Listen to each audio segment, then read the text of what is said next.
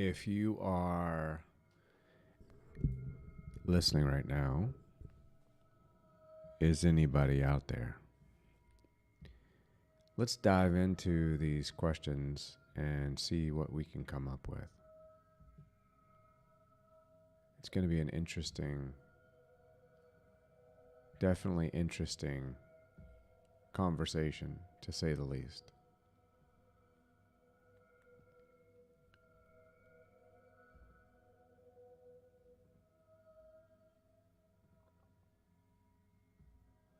As we go forward, we will be diving and driving. Why is that? Of course, yes, YouTube's red flags. Welcome, red flags of YouTube. Appreciate it.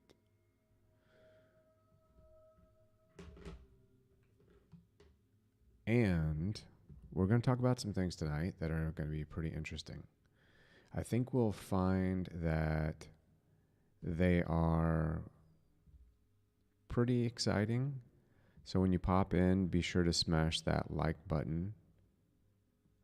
This is normally going to be on Wednesday nights. I'm doing it tonight because I'm feeling it. So I'm a day early. So I hope everybody's feeling that. We're going to pop in here. And we've got green, celebratory green going on. And I don't know if anybody can see me. I'm sure you'll be able to here shortly.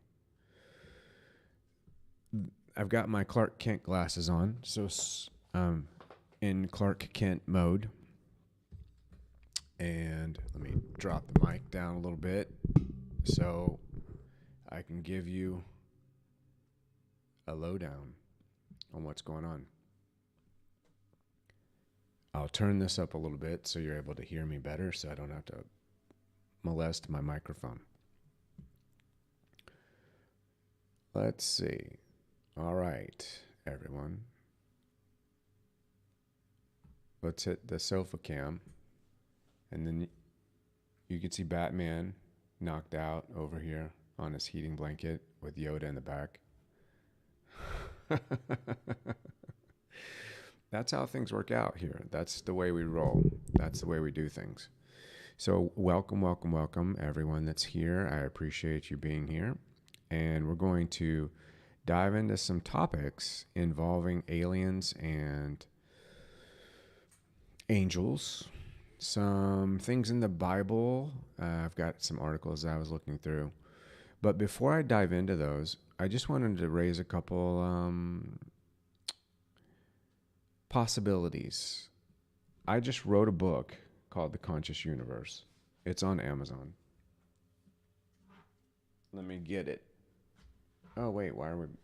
There we go. It's right here. Boom. So this book I wrote with a frequency that is like a friend. And I'm starting to understand that information travels through vibration and through sound. And I wrote this book with a piece of me that is in the future. And that might seem odd to some. Hey, what's up, Jungle Love? Pretty interesting name. So that book is, I go into a lot of interesting things.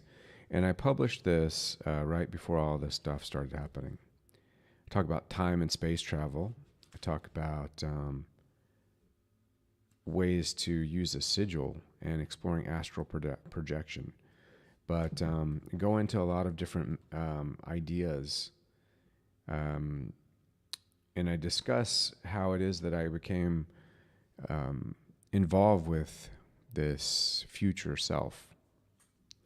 Now, I have a different perspective of aliens than some may have. Mine is not the only possibility, nor is it going to be the one that will probably be at the forefront. But after 2 near deaths and, well, a third near death last year in July, and several psychedelic journeys, and being groomed and growing up as a religious person that went to seminary to start out my college education, going to be a preacher, I feel that I could bring some valuable information to many sides of the coin. So, thank you. I'm going to pop this in so you can see this. Let's look at this. All right. So, in this, it says, angels in our midst. One scientist explains why the Bible supports extraterrestrials. Now, I'm not saying that aliens are not real or real. This is completely what you need to really ascertain for yourself. This is February 21st, 2023.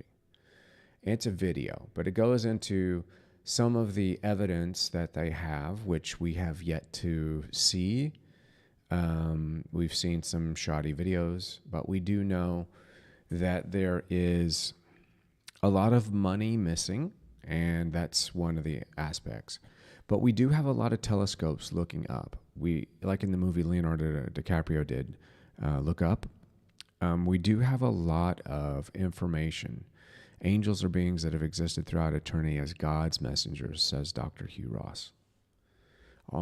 On our Lighthouse Faith podcast, Ross, the founder and director of the nonprofit Reasons to Believe, expands on the scientific analysis of why it's perfectly acceptable to believe the existence of angelic beings. He says, if you've got a causal agent beyond space and time that created the universe, the causal agent could create other things outside the universe and even grant the power to come into the universe and enter the human realm. So it's certainly scientifically plausible.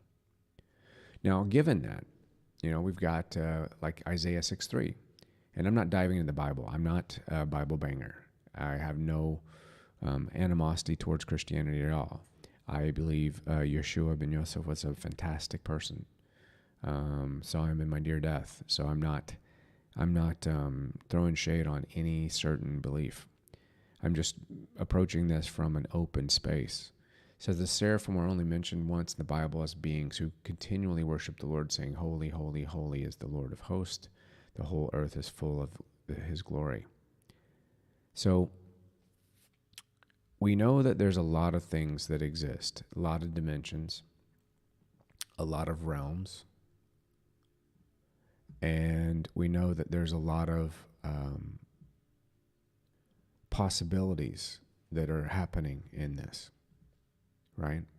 We know there's a lot of potentialities. We're very familiar with the metaverse. We're very familiar with a lot of things that go beyond time and space. These have been part of the movie culture for a long time, even before Steven Spielberg. I mean, War of the Worlds with H.G. Wells. We have one of the movies that Keanu Reeves redid when the alien or Martian landed and told the Earth to get their shit together, or else. So we've had this going on for quite some time. One of my favorite shows, My Favorite Martian, which was a long time ago, or Lost in Space, which was redone, which it shows that, so my future self that I've constructed the book with is harboring its energy in the Alpha Centauri B region on a planet that it has 2 suns, and then the band that they live on, the equator, is north to south, not east to west. I don't know if that's scientifically true. It's only true from what I know through this contact. How is it possible? Well, quantum entanglement tells me that it is very possible. And then there's no such thing as time and space, so we know that as well. Hello, Neela. So time and space is a very interesting conundrum, because even if we were to be able to fly at the speed of light, everything would age, and the person traveling at the speed of light wouldn't age that much. So there's a lot of elements that go into this entire construct. There's a lot of possibilities. Could they be future humans? Could they be from other galaxies? Could they be multidimensional? Or one of my plausible features is, as I talked about in the book, here's how I'm going to break it down. I'm going to show you one more article, and then we'll go into this. Aliens in the Bible, a deeper look. So what does the Bible say? To be short, nothing really. The Bible doesn't say specifically, or doesn't address it, the possibility of life outside our home planet. Yes, there are a few key passages that ancient aliens want you to believe are referring to aliens in the Bible, like inaugural vision of Ezekiel, or the remarks about sheep from another fold. At its core, the Bible is a book about God and its interactions with life on earth. All right? So the absence of aliens in the Bible doesn't mean that they don't exist. Here's this, I like this, because, well, the Bible is absent about a lot of things. There's nothing in the Bible about in the internet, about DNA, about airspeed velocity, about physics, about the European swallow, and yet we know we know and love all three of those things. That's a Monty Python joke. So we know that there's a lot of things going on. This is a good book, Ancient Aliens and the Bible. I like this. It's Ancient Aliens in the Bible. As it's revealed, Lamech's wife gave birth to the son of an angel with glowing eyes. Moses was led to the promised land by silver orbs. Noah's great-grandfather Enoch got a heavenly tour of space. Now, we don't know any of these things to be true. Tonight, we're discussing the subject of UFOs in the Bible. Actually, we're not discussing that. We're discussing angels, aliens, and anything that we decide to talk about. There's this really good place on SlideShare, which is a study of aliens in the Bible. And the reason why I'm going to the Bible as opposed to any other book, because other books just blatantly call them gods, right? The Bible is calling them demons or angels. In other religions or other advents, they're calling them gods, and the gods can be good or bad. So I'm starting to see some familiar terms here, right? We are the aliens. On a geologic timescale, the emergence of human datum is like a sudden invasion of extraterrestrials on an asteroid impact.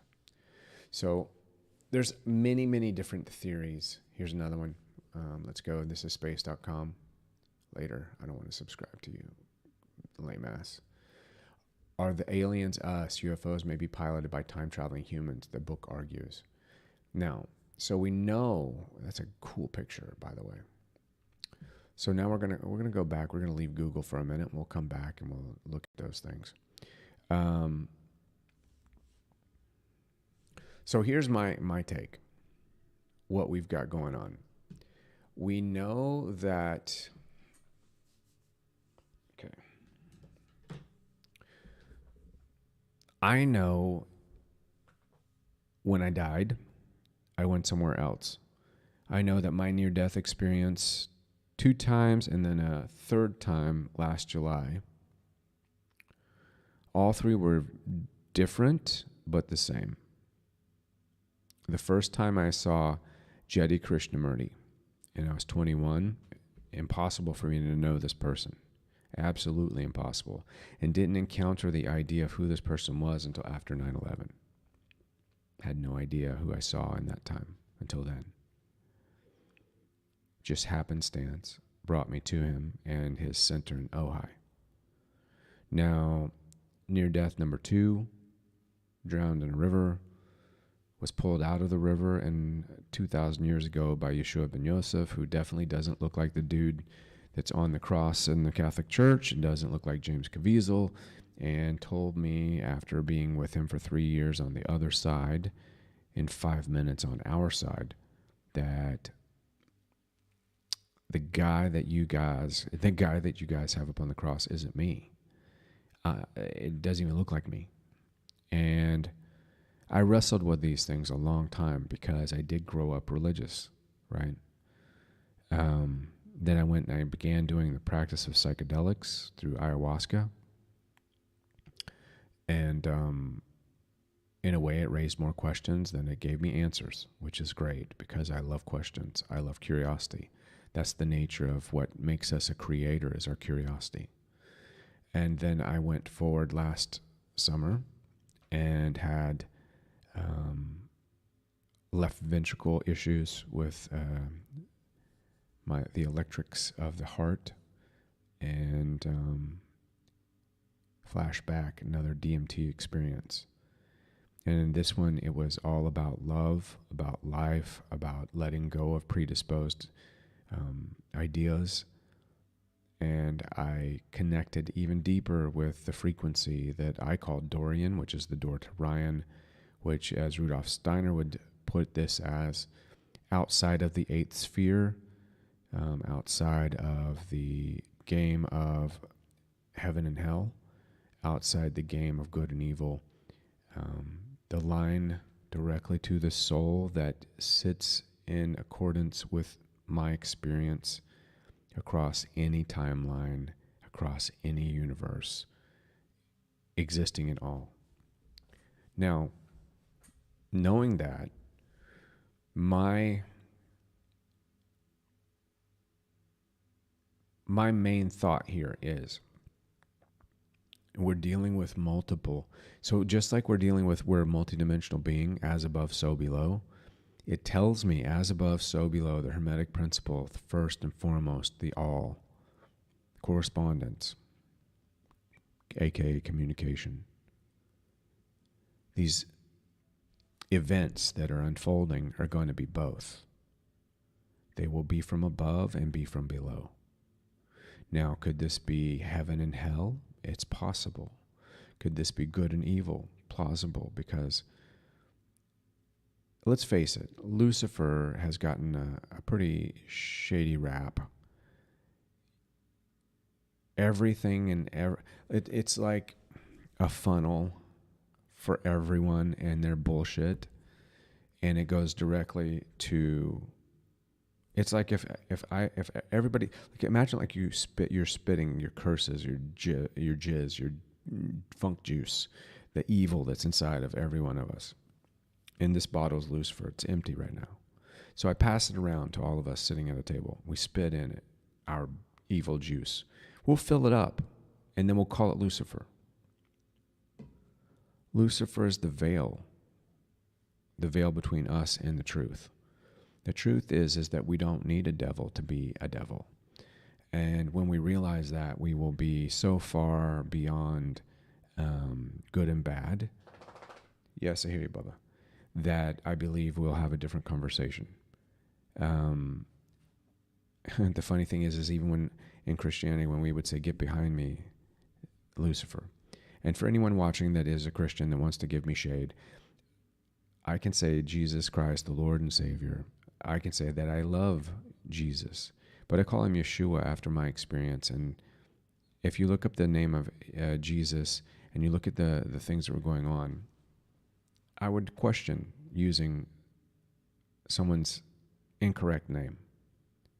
That'd be like, my name is Ryan and you want to call me Ron, and I'm going to still answer you, whatever. Intention, I still wouldn't know who you're talking to. So I think it's at least that was passed to me in the near-death experience, that to be very specific, very detailed, and very curious. So as we're looking at this and we're understanding that evil and Lucifer is alive in all of us, just as good is, and what happens is your free will is for you to make a choice between the two, and this is where you find the conundrum. Many times the reason why you can't is because you're being controlled by outer resources and sources and programming, conditioning, and other people, trying to please people and trying to have people please you. And there's a lot of things that really go into the conversation besides just blaming it on the devil. So I think that what we can start to witness here is an open space to have a discussion that goes beyond dogma. As above, so below. They're from above and below. They're from within and out. So, there's proof that we've had civilizations that are much older than we imagine. They just found a civilization under the ocean that's 300 feet underneath it, and it probably is about 20,000 years old. And we can argue that carbon dating is some kind of conspiracy theory. But here's the funny thing about truth. You can't have one conspiracy theory true and the other one not, right? So if carbon dating, if you want to say, oh, the shot was a conspiracy, but then you want to call, oh, well, that carbon dating and those dinosaurs, that's a conspiracy. You can't have both, right? So we have to be real. It's kind of like where we're sitting with gender, trying to be both right now. You're either one or none. So as we look at the reality of what's happening, we have some evidence here in historical records and other civilizations, even indigenous people, which I hate the term indigenous people in a sense because I feel that it is it segregates, separates, and it's acting as if all of us aren't from Earth, right? As if that my skin color makes me indigenous as opposed to the human nature or my humanity, right? I mean, aren't all dogs indigenous to the earth? Aren't all orcas and seals and lions indigenous to the earth? I think all birds are indigenous. Are there any birds that are indigenous more than other birds? The problem with there's a problem here, and the problem is our inability to be open. Jeti Krishnamurti, which was the first person I saw in my near death, there's a story that I love. He said a man and his son were walking in a field, and they walked towards a tree line. And the little boy looked up. He heard a bird singing, and he goes, "Papa, look, it's a bird." And the dad said, "No, son, it's a swallow." And then Jeti said the boy will never see the bird again, because we localize, we theorize, and we put labels on things. So I feel that it's important to approach everything with an openness. And if you don't have the ability to do that, and you back away and you automatically go into Troll Town, then obviously at some point in your life you're going to hit a wall. And the wall will not feel good, and it will not look good, and it will be only your doing. Awareness, consciousness, being mindful, being fruitful, being able to discern means that it doesn't mean that I dumb myself down. It doesn't mean that I make decisions because of other people. It means that I completely access my free will for the greater good and for my greater good. So let's access our free will with free thought and free thinking. Let's get past the dogma, because I think we now can agree that the governments are giving us a big bunch of poop. And if the governments did it, who ruled the governments, say, 1,000 years ago? The church. Do you think it's changed, or do you think they just changed names? I think they're just transitioning.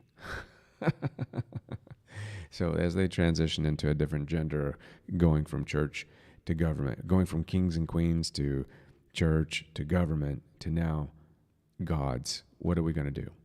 Are we going to look at this effectively, or are we going to look at this with an open mind? So now we've got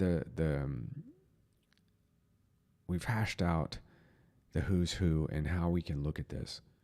Angels, aliens, and everything else, anything else. So if you start to look at an alien or an angel in the concept of, and you think these Hermetic principles have been around for a long time, and they're pretty accurate, just like astrology is. Number one, as above, so below, the principle of correspondence. This is kind of like reaping and sowing in a sense. It's just the same kind of flow to it. That means that whoever is also here and been here before us. And whoever else it is also here and been here after us. So they're from the future and then from the past.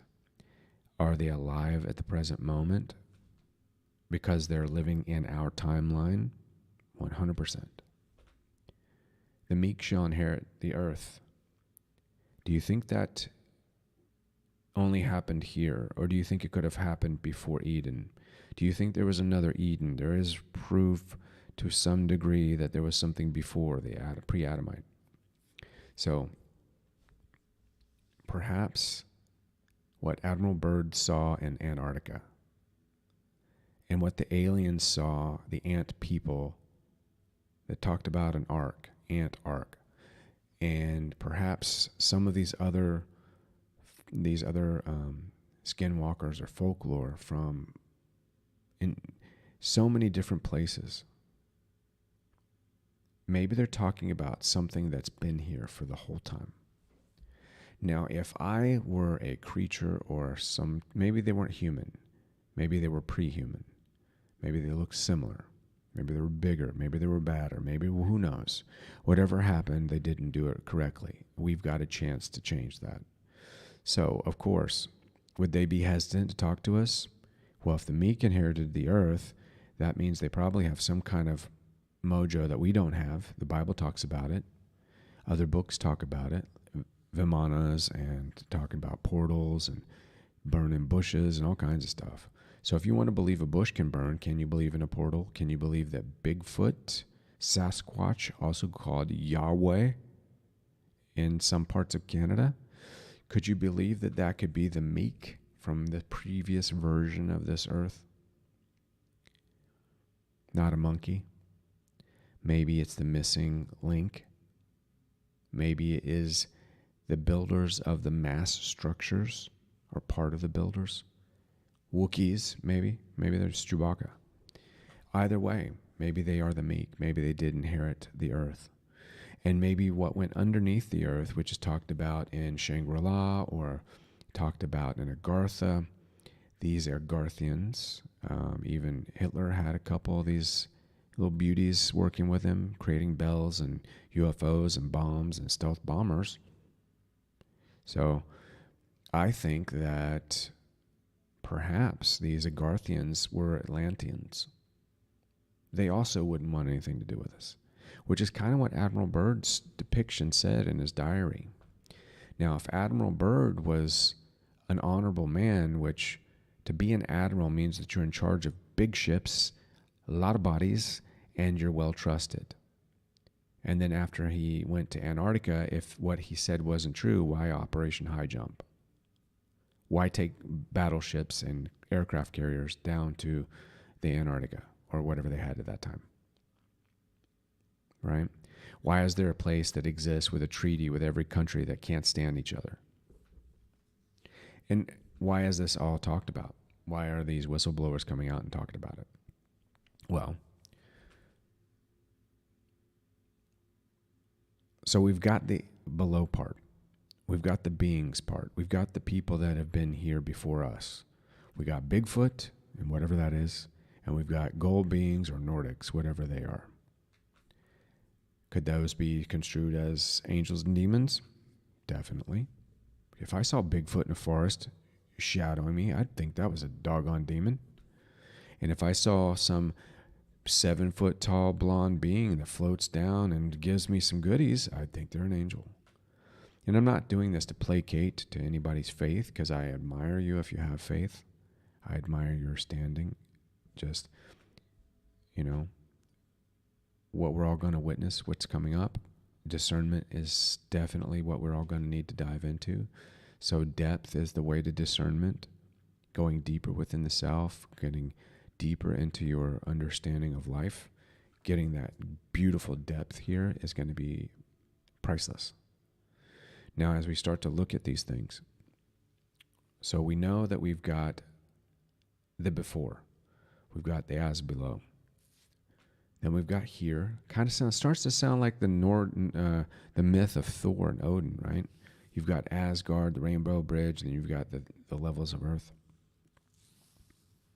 Even like Hades and Mount Olympus. It's just bizarre that all these things are so synonymous. Moses on the mountain, Olympus. So in Noah on the mountain, Olympus. But if you start to think, okay, so we know that if I could imagine. Bigfoot could be the Meek from the past. Maybe this happened before. Maybe things got out of hand before, and they're hesitant to help us. They're hesitant to be involved because they don't want us to know about them. I would also be a little bit timid or uninterested in humans if I were them. So that's believable. It's believable that Bigfoot isn't some dumb ape or some continuation of Ice Age ape. It's believable. It's as believable as anything else. It's believable as some joker surviving being swallowed by a whale and spit up on a beach. You know? This is believable. So now, let's go to the as above part. Well, we know that quantum entanglement tells us a lot of things. We do know that the stars are within us. We do know that the stars are aligned for us. We do know that we've studied the stars. It could have still come from Atlantis or Agartha or wherever this is. But if Einstein were to say something very intelligent about time and reverse engineering, and if you can see it, you can reverse it, you can build it. And you think of a time machine, and you think of the time machine, I think it was Jules Verne's Time Machine, wasn't that Jules Verne's book? I'm not quite sure. It had Guy Ritchie in the movie. I think it was the Molochs, right? Like, if someone were to come from the future, I would say, from what I've experienced with Dorian, that I used in the book, wrote them with the book, they use a frequency, and like a RC car, a frequency could control machinery. A frequency could control matter. So depending upon how many different variations in the future are reflecting back, the frequency that I talk to that's at alpha, quantum movement in the brain, with hemisync sound, like the Moreau Institute, as you all have heard, for me to go back 6,000 years. And we can jump, and then we've got 12,000 years of talking, of interacting. So I've been doing that, and that's where I came up with the philosophy or the idea of Bigfoot and Agartha. I'm getting flashed out. Is YouTube going to cut me? Who knows? So the as above part could be multiple futures that are coming back. Now, some of them may have agendas. Dorian in Alpha Centauri B is just wanting to heal the timeline and to be whole in the future. They've developed telepathy. They've developed many things, but they still haven't been able to get rid of the evil. Because the evil is an instinct, and the evil is when you allow your instinct to override your intuition. And this is primordial. This is in the DNA. So there is a future timeline that did away with the DNA. They changed it. They made it 3-strand. They made it synthetic. In that timeline, we're silicone-based. We're not carbon-based. That looks a little squeaky. That looks a little rubbery. That looks a little different, right? Now, there's another timeline that's all machine, that's coming back kind of like the Borg in Star Trek. And then there's a metaphysical group, like the group that I have encountered. They are holistic, organic. They've learned to move matter with the mind. I've done it with the Merkaba and with the Merkaba meditation and practice. I've even created an orb. I posted a picture a while back in 2020. I was at Joshua Tree. Jet was scrambled to fly through it, posted that. There's a spiritual technology that supersedes the base metal, right? being a silicone being, is still underneath the big top of the spirit, of the soul, to venture outside the eighth sphere. So all of these things are happening right now under the eighth sphere of Rudolf Steiner. If you've ever read Rudolf Steiner or listened to him, you'll know what the eighth sphere is. Otherwise, the eighth sphere is like the series Lost. It's the catch-all. If this is Earth and everything on it that's ever been and ever was, the eighth sphere surrounds this, and nothing goes in or out except for yourself, your highest self. All the dogmas, all the demons, all the angels, all the gods, all the histories, all the hate, all the love, all the death, all the life, all the birth, everything lives within the eighth sphere. So in order to transcend that, you want to go beyond trying to get to the Galactic Federation. You want to go beyond trying to get to Gautama Buddha. You want to go beyond trying to get to heaven. You want to go beyond. You want to go to the blackness. You want to go to the abyss. You want to go to the kiss of silence. You want to go to the place where